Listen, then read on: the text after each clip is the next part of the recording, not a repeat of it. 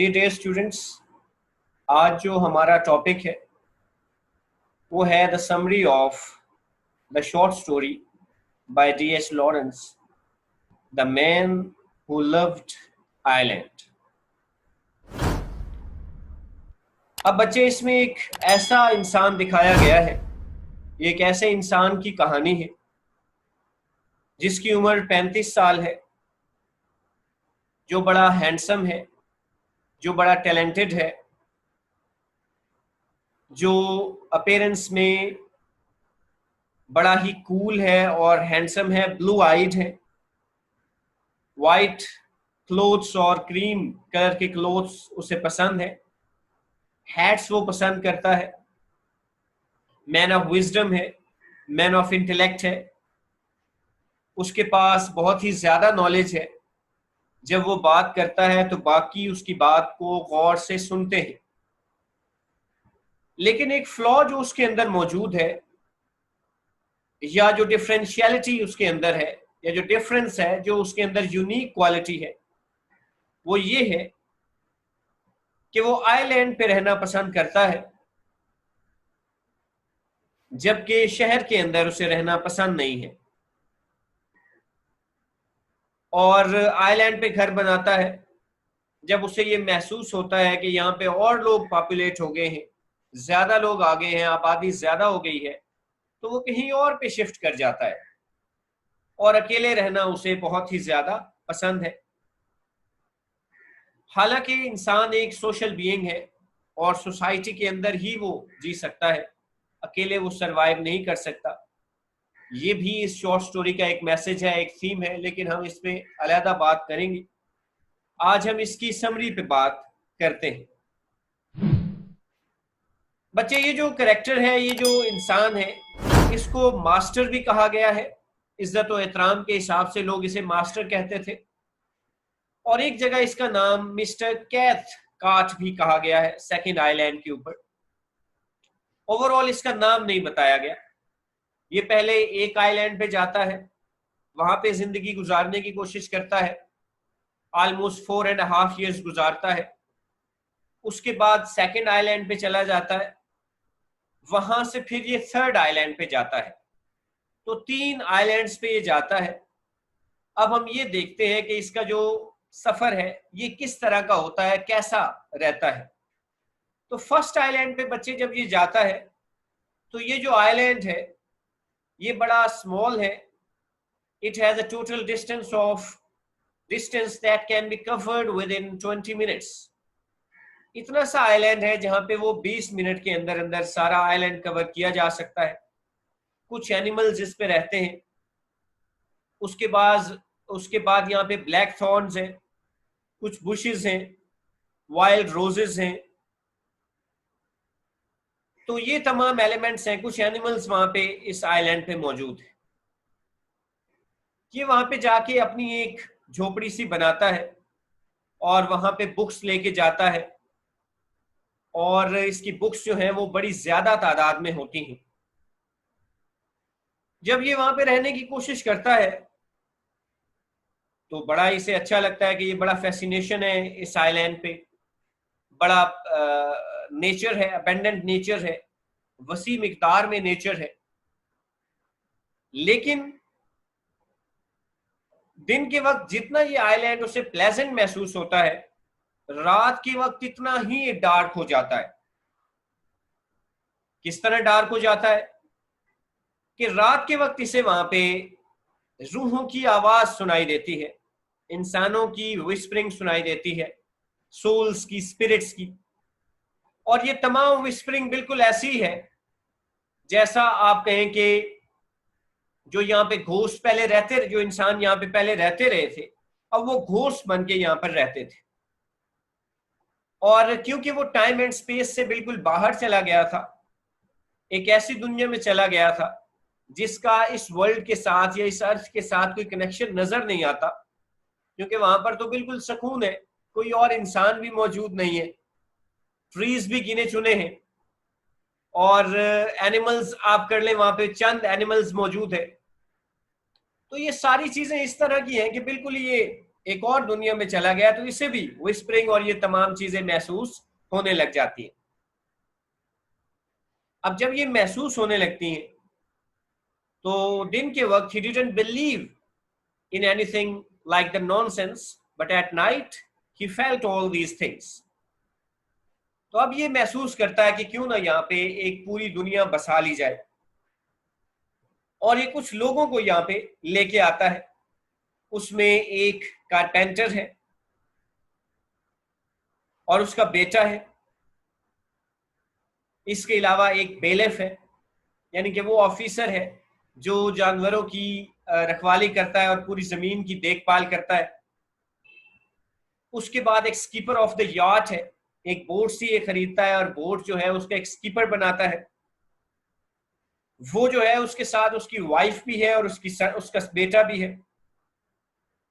एक मैसन है, मिस्त्री, वो बुनियादी तौर पर एक विडोअर है और उसके साथ उसका बेटा है।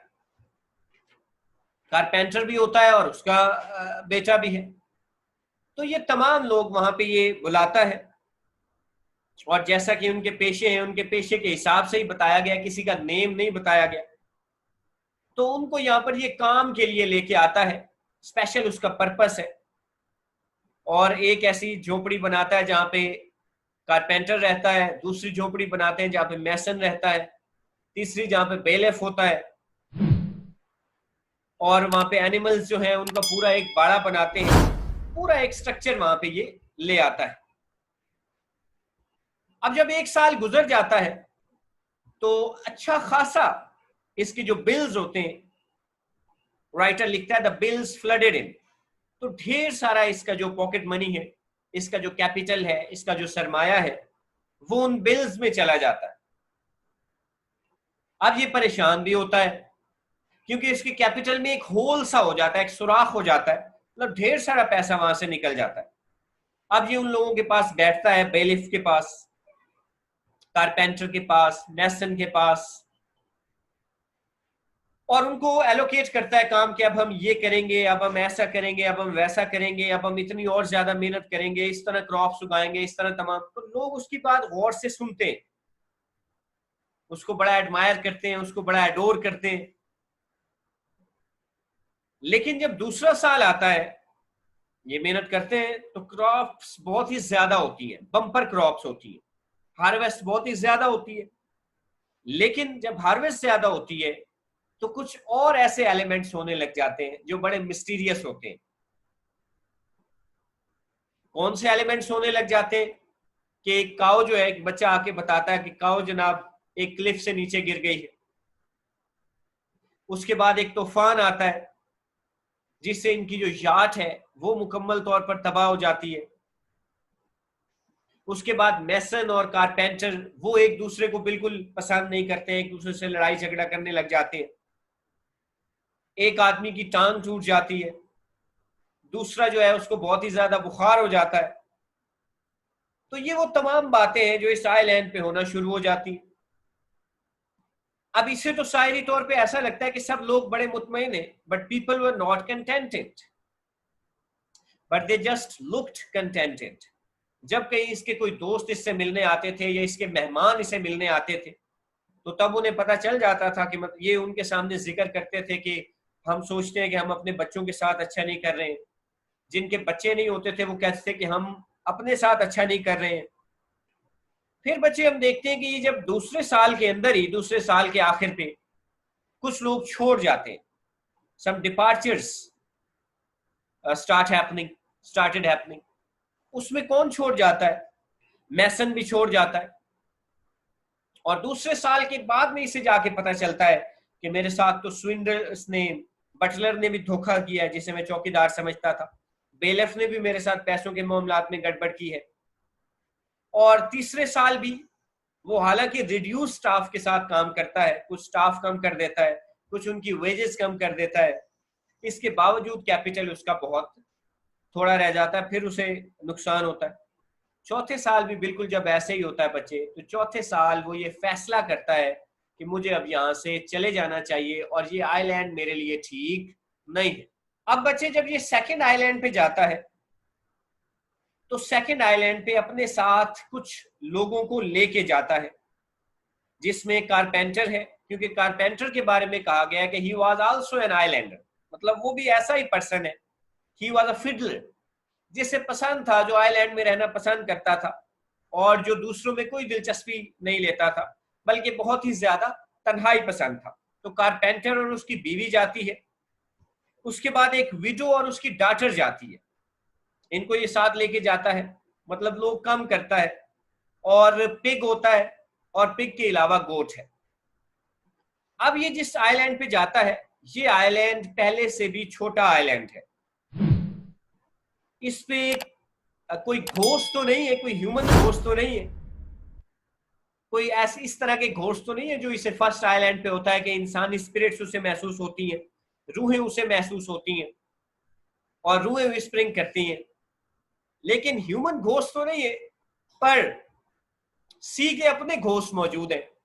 ऐसा लगता है कि सी के अंदर कोई अपनी दुनिया आबाद है, और सी के अंदर ऐसे लगता है कि नीचे कोई एक मार्केट है, जिसमें लोग जो है वो वहां पे तिजारत कर रहे हैं, ट्रेडिंग कर रहे हैं, विस्परिंग कर रहे हैं, आपस में बातें कर रहे हैं, और एक दुनिया जो है वहां पे आबाद है। इस तरह की फीलिंग इसे इस आइलैंड पे आती है, और इसके बारे में कहता है कि this island was a shadow. और राइटर लिखता है द आइलैंड मूव्ड इटसेल्फ, कि ये आइलैंड खुद को मूव किया करता था। इस तरह की फीलिंग्स इसके अंदर पाई जाती है। अब बच्चे, वो तो आइलैंडर था, आइलैंड पे रहना पसंद करता था, सोसाइटी से दूर रहना पसंद करता था। लेकिन जो बाकी लोग थे वो आइलैंडर नहीं थे, वो इतने ज्यादा यहाँ पे रहना पसंद नहीं करते थे। अब ये जो विडो लाया और उसके साथ उसकी डॉटर थी बच्चे, डॉटर की एज 33 ईयर्स है। इसके बारे में जो फर्स्ट आइलैंड है वहां पे इसकी एज 35 ईयर्स बताई गई है बच्चे, और 4 ईयर्स ये फर्स्ट आइलैंड पे भी रहा है। इसका मतलब है कि अब इसकी एज ऑलमोस्ट 39-40 है, और ये जो गर्ल है इसकी एज 33 है। अब इसके साथ साथ, और उसका नाम फ्लोरा है, फ्लोरा। अब ये एक, क्योंकि इंटेलेक्चुअल आदमी है, ये एक बुक पे भी काम कर रहा है, और जितने भी फ्लावर्स हैं जो किसी ने ग्रीक में मेंशन किए हैं या लैटिन ऑथर्स ने मेंशन किए हैं, ये उन पे एक अलग बुक कंपाइल कर रहा है, उनका एक कलेक्शन ऑफ फ्लावर्स कंपाइल कर रहा है। और डॉटर क्या करती है, वैसे भी विडो इसके खाने वगैरह बनाती है, और डॉटर इसका जो मैन्युस्क्रिप्ट है वो टाइप भी कर देती है। ये जो आइलैंड है बच्चे, इस आइलैंड पे भी कुछ, जब बाहर की मौसम होती है, जब गर्मियों का मौसम होता है, कुछ बर्ड्स इसमें मौजूद होते हैं, और बर्ड्स में ये इंटरेस्ट भी लेता है। लेकिन गर्मियां बहुत ही ज्यादा सख्त हैं और हॉट सन है। जब सर्दी आती है तो सर्दी में इस तरह लगता है कि जैसे बिल्कुल डार्कनेस यहां पे राइज हो जाती है। अब इस आइलैंड पे इसके साथ ऐसा होता है कि ये इस लड़की के साथ सेक्सुअल रिलेशनशिप्स डेवलप कर लेता है, और उसको नाम देता है automisation of sex. It means he calls it automatic sex. इसको नाम क्या देता है, it was an act of will not Dzire.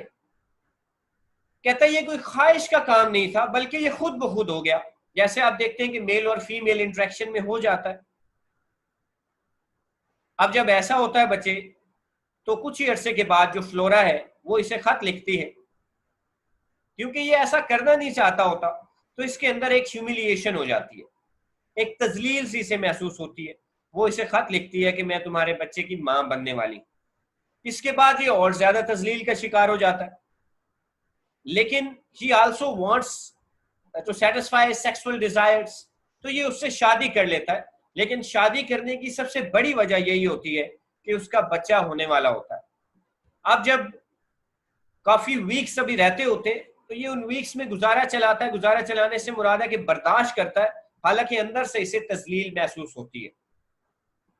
अब जब ऐसा होता है, उसकी बेटी पैदा होती है, और बेटी पैदा होने के बाद ये एक चेकबुक देता है फ्लोरा को और उसे कहता है कि अगर तुम आइलैंड से तंग आ गई हो तो बेशक मेरी तरफ से तुम आजाद हो, जहां तुम चाहो जा सकती हो, और खुद उस आइलैंड से चला जाता है। ये बच्चे वो कहानी है जो उसकी सेकंड आइलैंड पर उसके साथ होती है जी। तो जब ये थर्ड आइलैंड पे जाता है अब, तो थर्ड आइलैंड पे ये किसी को भी साथ लेके नहीं जाता, बिल्कुल ही अकेला चला जाता है और वहां पे एक घर बनाता है जो सीमेंट का घर है और जिसकी रूफ जो है वो आयरन की होती है।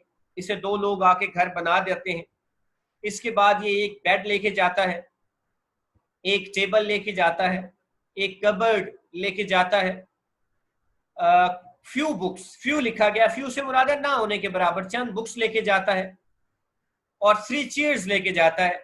इसके अलावा कोल की अच्छी खासी कोयले की सप्लाई लेके जाता है और वहां पे रहने की कोशिश, वहां पे रहना शुरू कर देता है। ये जो आइलैंड है बच्चे, इस पे ना ही कोई दरख्त है और ना ही कोई बुश है, और ना ये राइटर लिखता है कि he didn't want to have the trees or the bushes because he thinks that the trees and the bushes symbolize human beings or symbolize people and they were too much assertive। उसके नजदीक ये जो trees होते हैं और ये जो bushes होती हैं ये भी इंसानों की तरह है और इंसान बहुत ही ज्यादा असर्टिव होते हैं, तो ये एलिमेंट्स उसके अंदर आ जाते हैं। कभी कभार अगर वहां पे कोई बोट आ जाती है आइलैंड के किनारे पर तो उसकी आवाज से भी ये चौंक जाता है, और जब कभी कभार ये खुद बोलता है तो अपनी आवाज से भी चौंक उठता है। साइलेंस प्रीवेल्ड एवरीवेयर, हर कहीं खामोशी ही खामोशी हो जाती है। खामोशी का एलिमेंट उस आइलैंड पे दिखाई देता है। अब पहले तो बच्चे जब मौसम ठीक रहता है आइलैंड पे तो बड़ा बेहतरीन मौसम रहता है, बारिश होती है और बर्ड्स वहां पे आते हैं और इस किस्म के बर्ड्स आते हैं जो इसने कभी देखे ही नहीं होते, और गल्स भी वहां पे आते हैं। गल एक परिंदा है, उसके बारे में बताया गया, और गर्ल्स जब वहां पे क्राई करते हैं तो इसे ऐसा लगता है कि ये कहीं किसी और दुनिया में मौजूद है, किसी और वर्ल्ड से इसके साथ क्राई करते हैं। अब बच्चे इंसान की आवाज या किसी किस्म का कंटेक्ट इसे बहुत ही ज्यादा चुभने लग जाता है, इसे इरिटेट करता है, इसे इग्नाइट करता है। अब इसके बाद बच्चे क्या आता है, विंटर आ जाती है। विंटर में सारे जो बर्ड्स हैं वो चले जाते हैं। एक बर्ड जो गल है बड़ा सा, वो इसकी खिड़की के सामने आता है, कभी इधर जाता है कभी उधर जाता है, और इससे इसे सिंबॉलिकली बहुत कुछ रियलाइज होता है कि ये इसे बहुत कुछ बताना चाहता है। लेकिन आखिरकार जब स्नो स्टार्ट होती है तो सारे बर्ड्स वहां से चले जाते हैं। अब जब सारे बर्ड्स चले जाते हैं, ह्यूमन बीइंग्स भी नहीं होते, तो ऐसा लगता है जैसे विंटर में कोई डार्कनेस अराइज हो जाती है। ये आइलैंड ऐसा लगता है कोई और सा आइलैंड है जिसका जमीन से, टाइम एंड स्पेस से राब्ता बिल्कुल खत्म हो जाता है। स्नो जब होती है तो इसकी जो डोर्स हैं और इसकी जो घर की मतलब विंडो है वो भी कवर हो जाती है। ये खामोशी से बेड पे पड़ा रहता है, मतलब कभी कुछ खाता है कभी नहीं खाता। जब बहुत ही ज्यादा बर्फ हो जाती है तो इसे रियलाइज होता है कि इसे अब यहां से निकलना चाहिए। ये जाता है बड़ी मुश्किल से अपनी बोट तक, देखता है वहां पे भी बर्फ ही बर्फ होती है। उसको उसके आगे, पानी के आगे हटाने की कोशिश करता है शॉवल के जरिए, चप्पू के जरिए आगे ले जाने की कोशिश करता है उसको, लेकिन वो नहीं जाती कहीं भी। चप्पू, शॉवल जो है वो भी इसके हाथ से गिरने लग जाता है। ये गिर जाता है, नीचे जब गिरता है तो इसे महसूस होता है कि बर्फ जो है इसे मुकम्मल तौर पे ढांप लेगी और ये यहीं पे मर जाएगा, लेकिन ये अपनी कोशिश जारी रखता है और ये समझता है कि ये बर्फ को मुझसे जीतना नहीं चाहिए। अगर बर्फ आज मुझसे जीत जाती है तो मेरा तो इख्तिताम हो जाएगा। लेकिन बच्चे ये अपनी सारी कोशिश के बावजूद बड़ी मुश्किल से दोबारा अपने घर पहुंचता है। घर पहुंचने से पहले इसे जो आइलैंड नजर आता है वो इसका आइलैंड होता ही नहीं। ये तो ऐसे लगता है कि जैसे आइलैंड ही नहीं, ये तो कोई अजीब सी दुनिया है। हर तरफ बर्फ ही बर्फ होती है, हर तरफ वाइटनेस ही वाइटनेस होती है। तो ऐसी सूरत हाल होती है कि जब बड़ी मुश्किल से अपने घर में पहुंचता है, अंदर जाता है और वहां पे कुछ कोल करके, कुछ उबाल के, कुछ कॉफी वगैरह टी वगैरह पीना चाहता है, पीने की कोशिश करता है, और वहां पे कहता है elements elements, you can not win against the elements, ये कहता है। और जो बर्फ है वो इसकी डोर्स को और उसके छत को और मुकम्मल तौर पर इसको ओवरकम कर लेती है, और यहीं पे जो शॉर्ट स्टोरी है वो एंड हो जाती है। उम्मीद करते हैं कि आपको इसकी समरी समझ आई हो।